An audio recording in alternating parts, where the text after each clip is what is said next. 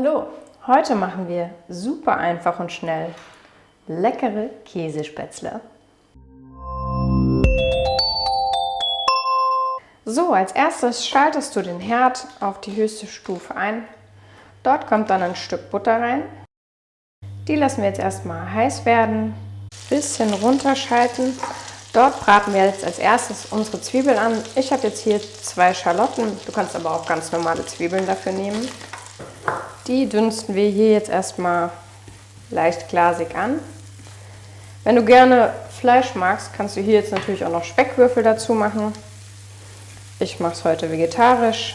Die Zwiebeln sollten nicht braun werden, sondern nur leicht glasig. Deswegen am besten auch dabei stehen bleiben und immer wieder wenden. So, als nächstes gebe ich die frischen Eierspätzle mit dazu.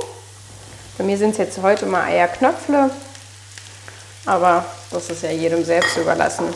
Die brate ich jetzt nur ganz leicht an, einfach mal, dass sie überall so ein bisschen mit der Butter bedeckt sind. So, hier kommt dann jetzt die Sahne mit dazu. Ich nehme dafür mal Kochsahne, aber du kannst auch ganz normale Schlagsahne nehmen. Hier lassen wir die Spätzle jetzt ca. 2-3 Minuten leicht dran köcheln, damit sie durch werden. Würzen währenddessen schon ein bisschen mit Salz und Pfeffer. So, die 3 Minuten sind um, dann gebe ich jetzt den Emmentaler mit dazu. Das ist einfach geriebener Emmentaler. Den jetzt schön mit einrühren.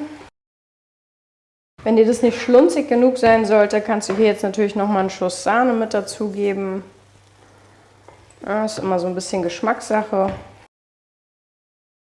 Jetzt geht es nur noch ans Anrichten.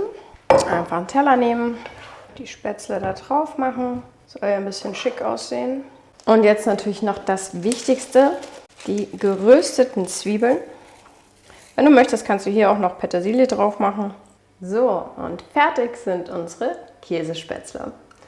Ich wünsche dir viel Spaß beim Nachmachen, einen guten Appetit und hinterlass mir gerne einen Daumen nach oben und abonniere meinen Kanal, damit du in Zukunft kein Video mehr verpasst.